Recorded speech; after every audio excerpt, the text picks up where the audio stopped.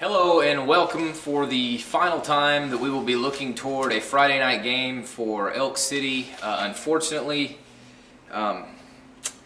sitting at 2-6 right now and 1-5 in the district. The Big Elks will not be in the playoffs this year. But that isn't to say that there aren't positive things going on right now at the end of the season for Elk City. Last week, upset a team that thought they were playoff bound at the time in Woodward. Woodward fell 38-15 at Big Elk Stadium, committed 5 turnovers. Elk City scored off 3 of those. It was a great game for Elk City, finally a breakthrough where everything just really seemed to go right.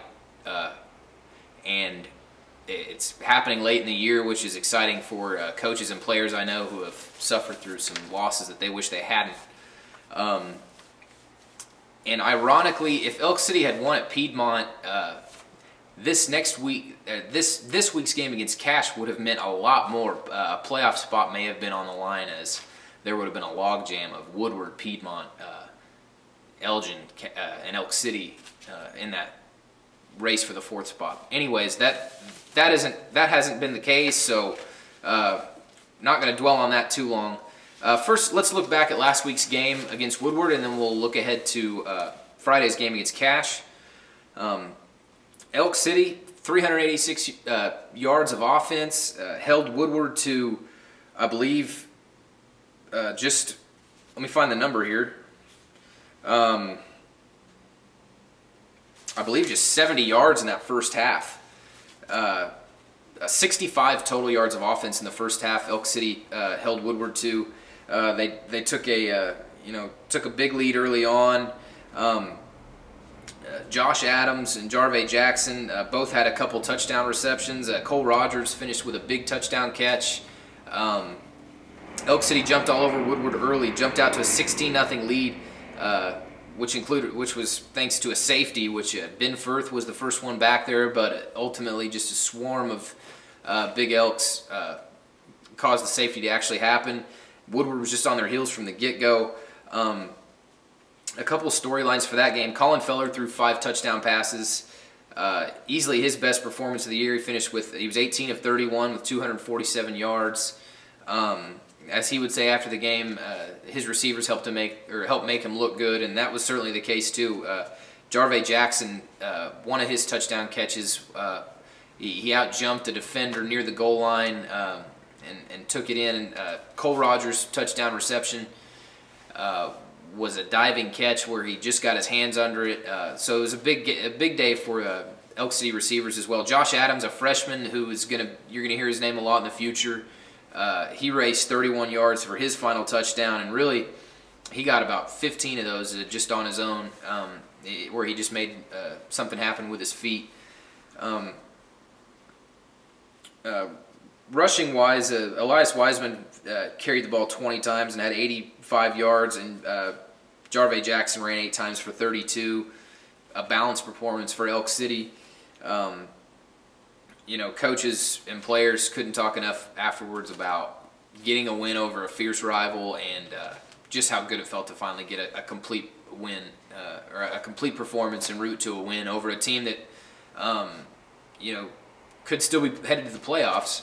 So it was what could have been for Elk City all along. Had they been playing at that level, why they raised it Friday, there's no way to tell. But great performance by Elk City, especially in that first half. It was huge to come out and just set the tone. Woodward's first half possessions went fumble, punt, fumble, safety, punt, and an interception, which was...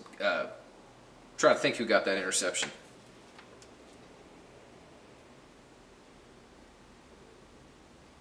Oh, it was Cole Rogers. So a big performance by the Elk City defense, and on both sides of the ball up front, the battle seemed to have been won by Elk City. Moving forward to Cache, this game isn't for playoff positioning, not for a district title. It's just for pride. It's both teams. The loser of this game will finish last in the standings at District 4A1. Neither team wants that, so you're going to see a couple teams determined to not see their name sitting in that spot for a whole year. Cash comes in fresh off, you know, a tough game at Clinton. Clinton won 63-15 in similar fashion to the way Clinton beat Elk City.